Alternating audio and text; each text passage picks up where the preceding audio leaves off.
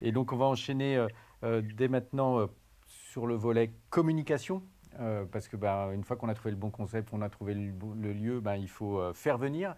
Et donc, c'est Aurore Anvil, qui est Account Manager B2B chez RSI, qui va vous révéler ou vous donner les bonnes pratiques pour faire venir à l'événement. Merci Laurent. Bonjour à tous. Effectivement, vous vous en doutez, s'il y a événement, il faut une bonne communication. En premier lieu, c'est de la cohérence. Que ce soit en présentiel ou en digital, j'ai envie de vous dire, c'est le même combat. Il faut être cohérent par rapport à vos besoins, aux messages que vous voulez faire passer. Nous, agence, on va développer un concept qui doit pouvoir se décliner sur différents éléments de communication. Le premier, c'est le type d'événement. Vous l'avez entendu, effectivement, le webinar, on en a un peu marre, si je devais résumer ce que Alain vous a dit précédemment. Et c'est pourquoi n'hésitez pas à réinventer des mots, à vous approprier des types d'événements du type masterclass, du type digitalk, du type conférence, table ronde. Ce n'est pas parce qu'on est en digital qu'on doit se limiter, bien au contraire. Également, le titre est hyper important.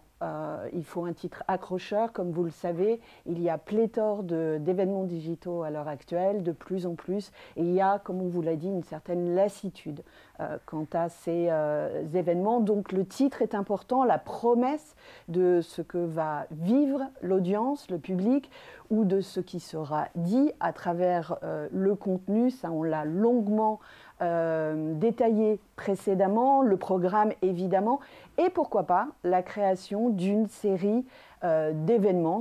Un événement peut être décliné aussi bien au niveau national, donc en France, ou au niveau européen, voire international.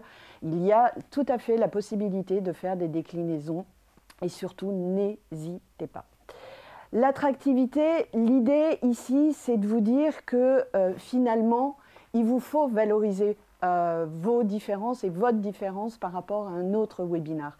Là où en présentiel, tout le monde le sait, il y a une forte attractivité de par le lieu, de par également le cocktail, ne nous mentons pas. Petit four et champagne, c'est toujours très agréable, mais en digital, c'est un petit peu plus compliqué. Même si avec RSI et notamment Potel et Chabot, on travaille sur des formats hybrides de déjeuner / cocktail avec des box qui sont livrées à destination. Mais dans la majorité des cas, ce n'est pas possible.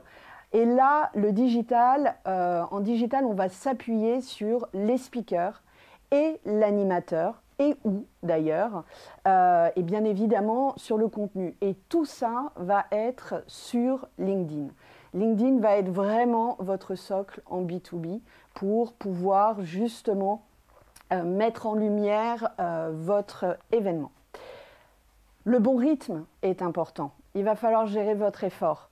Parce que même si on est sur le même planning en digital qu'en présentiel, puisque les agendas ne changent pas, que les réunions soient à distance ou physiques, votre public a des réunions, a des rendez-vous. Donc, on va gérer notre effort. On ne va surtout pas hésiter à relancer et également à impliquer toutes les personnes qui peuvent nous permettre de monter en puissance en termes d'inscription.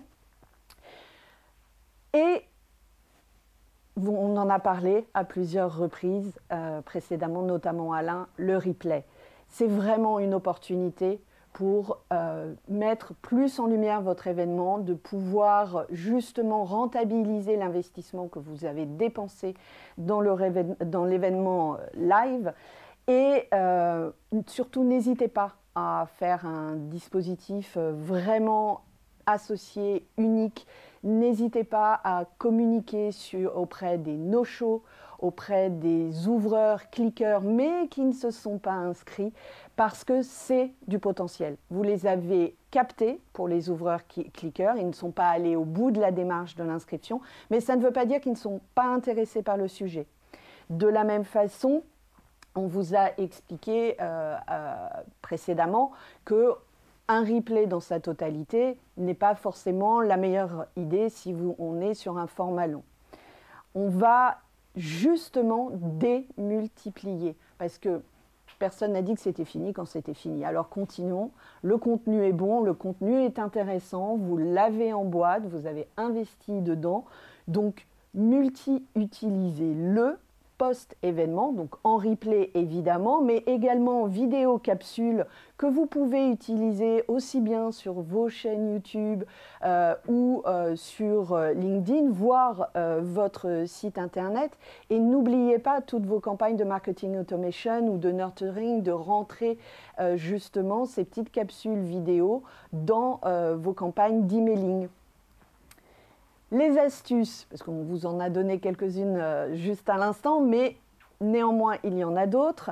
Il y a notamment le Save Agenda, Save the Date, avec toutes les solutions d'e-calendar.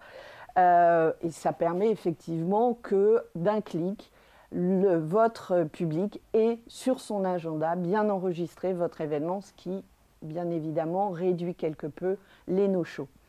Le compteur sur la landing page de votre événement à ne pas rater permet également d'avoir cette notion de temps.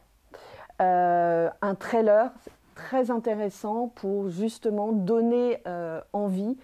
Plus que de l'écrit, vous le savez, on est dans une société d'images, ça va vite. Et donc un trailer nous permet d'avoir en concentré, pour ceux qui ne prennent plus le temps de lire les programmes sur les landing pages, d'avoir le concentré de ce qu'ils vont vivre et de ce qui va être décrit dans l'événement, ou simplement en mode teaser pour donner envie justement de s'inscrire. La vignette speaker pour LinkedIn, au-delà de votre vignette pour votre événement, c'est extrêmement important que vous jouez cette carte de l'influence.